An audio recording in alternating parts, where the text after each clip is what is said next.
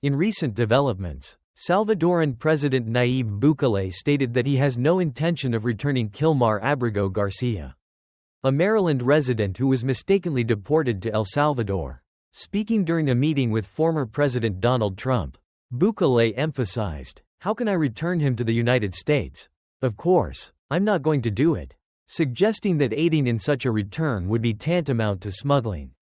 This statement came a day after the U.S. Justice Department informed a federal judge that they are not obligated to facilitate Garcia's repatriation. Bukele's remarks come in the context of a controversial deal with Trump's administration, under which he has accepted over 200 deported Venezuelans, placing many in a notorious mega prison in El Salvador. Meanwhile, President Trump was busy celebrating the Ohio State Buckeyes' recent national championship at the White House.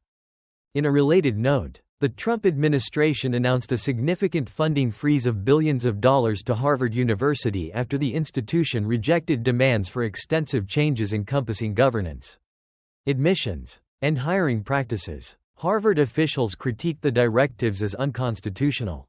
In response, the Joint Task Force to Combat Anti-Semitism announced a freeze on $2.2 billion in multi-year grants to Harvard, arguing that the university's refusal to change reflects a broader problem of entitlement in elite institutions and a failure to ensure civil rights for all students. The task force is currently investigating numerous universities amid concerns about the treatment of Jewish students during recent protest events. Harvard's President Alan Garber reiterated the importance of academic freedom, asserting that it would be detrimental for the government to impose restrictions on private universities regarding their academic choices. In a separate but related issue, a fugitive from El Salvador, Victor Martinez Hernandez, was convicted for the 2023 rape and murder of Maryland resident Rachel Morin. His case gained national attention and was used by Trump to highlight failures in U.S. immigration policies.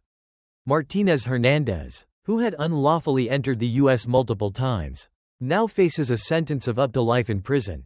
Authorities linked him to the crime through DNA evidence found at the scene. These incidents reflect ongoing discussions about immigration policies, university governance, and civil rights within the U.S. as tensions continue to rise on these critical issues.